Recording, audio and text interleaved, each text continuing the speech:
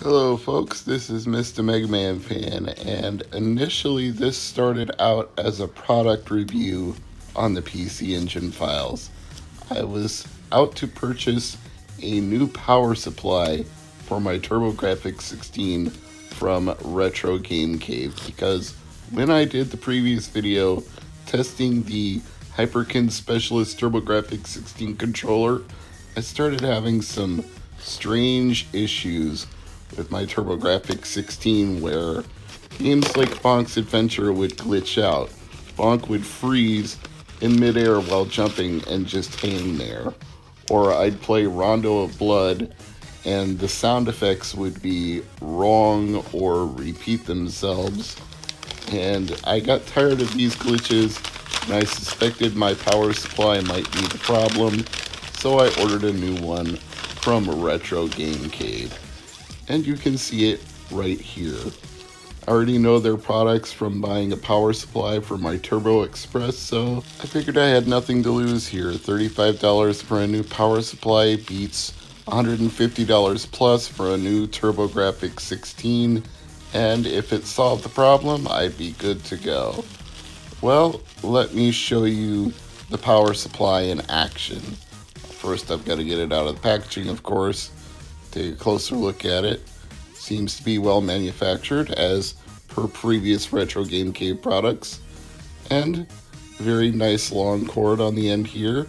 So let me unwrap that cord, plug it in, and then we will continue with this video.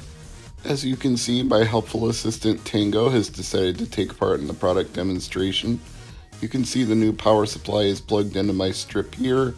It has a nice blue glow when it's plugged in to let you know that it's on, which I appreciate, and I have plugged it into the TurboGrafx-16. So, there's nothing left to do but pick up a controller, turn on the TurboGrafx-16, and hope that all of my problems are now solved. Well, unfortunately, that was not the case.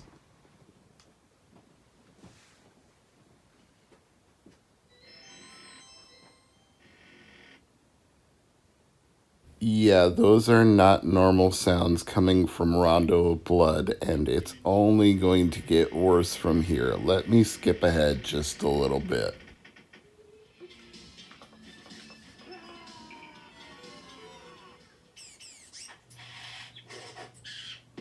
Now, what in the name of PC Engine was that? Sounded like my TurboGrafx-16 came down with a case of coronavirus.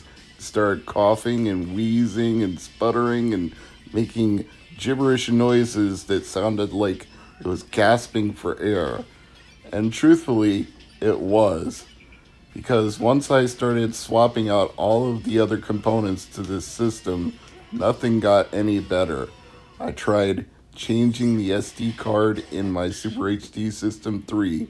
I tried changing the controller back to the original controller. I tried changing the HDMI cord. I tried going back to the original power supply. I tried removing the Super HD System 3. But guess what? We are just in what I would call the death throes of a TurboGrafx-16. According to several people I have consulted about this issue, what I have here is either a failing CPU or some bad memory inside the console. I know it's not the capacitors because I've had them all replaced. So unfortunately, we are stuck in a terminal situation here because the only way to save this TurboGrafx-16 would be to salvage a CPU and some RAM from an existing TurboGrafx-16 that already works. And that is just a terrible idea. I'm not going to cannibalize a living console to resurrect one that's already nearly dead. I mean, let's think about this logically, right? If it's a working TurboGrafx-16, then just use it like a working TurboGrafx-16. So I'm forced to accept that entropy is real, death is inevitable, and that this TurboGrafx-16 had a 30-year run, but its time has finally come. I don't blame the Super HD System 3. I know some people would be tempted to do that, but I think these kind of glitches, like bonk getting stuck in the air, are just a sign of the system being bad and not any components that I've added or removed to it. So I'm buying a core graphics and a PC engine, and I'm going to start over again. Hopefully, I can get something up and running and not have to interrupt the PC engine files too much.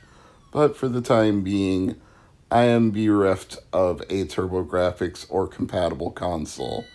And as it turns out, to play games from North America on a core graphics or a PC engine, I'm going to need to buy an adapter to convert the pins, because even though you can convert PC Engine games to TurboGrafx-16 quite easily, playing TurboGrafx games on a PC Engine requires a little bit of extra effort, because PC Engine games don't have any region check in them by default, but TurboGrafx-16 games won't be read by a PC Engine unless there's something to give it a little injection of code. Yes, the hue cards are just reverse of each other with the lines in different order, but they are not compatible that easily, so I'll be buying an adapter too.